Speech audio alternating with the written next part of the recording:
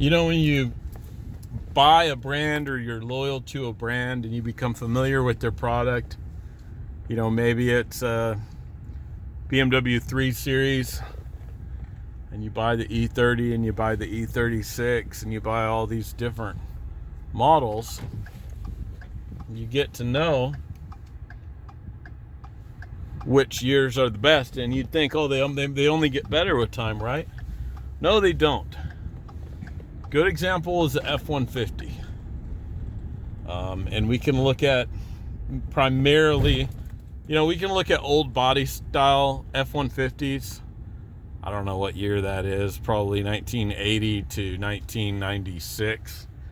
Those are very well built trucks. Yeah, they had fairly archaic transmissions and engines, but they were well built. They were sturdy trucks. They were overbuilt. Then came the 97, a style that looked rather feminine and round, and a lot of people didn't like that style, but that actually turned out to be a really extremely well-built truck. Also very comfortable truck. And also that proved to be a very complex truck if you had a 5.4 and you had a spark plug problem.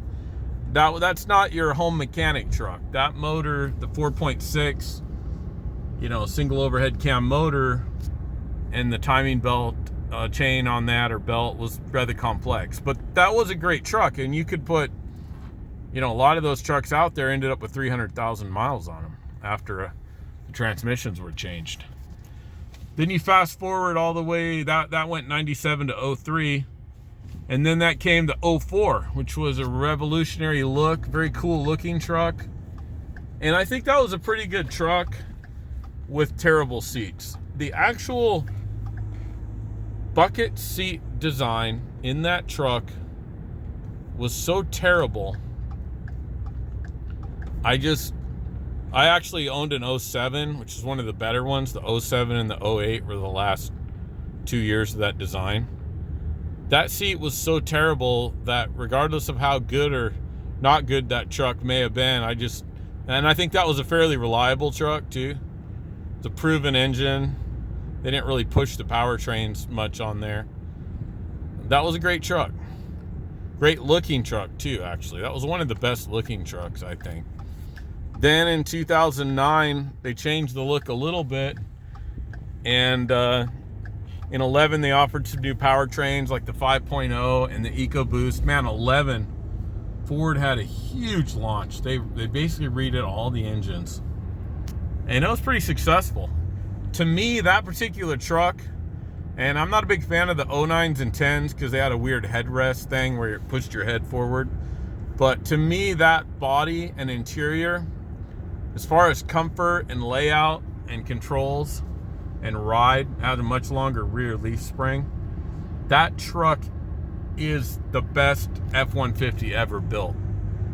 Now, have I owned a newer truck? Yes, I've owned a 2018 and I own a 2019. And I can tell you that there are some things that are awesome on those newer trucks. Specifically, the front brake rotors are incredible. But going back to the 2009 to the 2014, I actually traded my 2018 in on for a 2013. And I'm so happy I did. That's what I'm driving right now. I love it. It's got the red seats. Yeah, it's kind of atrocious, but I bought a Lariat Limited.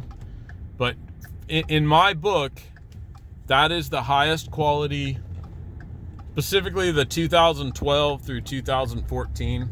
Those are like the sought after years. If you want the highest quality F-150 money can buy, build quality, ride, steering,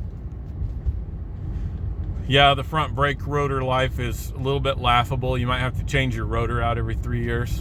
But overall, that truck is just, the seats are incredible. And so that's why I say, if you're going to search for the most well-built F-150, it's a 2012 through 2014 model year. Yeah, we can talk about BMWs later. My favorite is the E36, but don't really feel like getting into that right now. Specifically the E36 sedan M3, 1997, 1998. Thank you.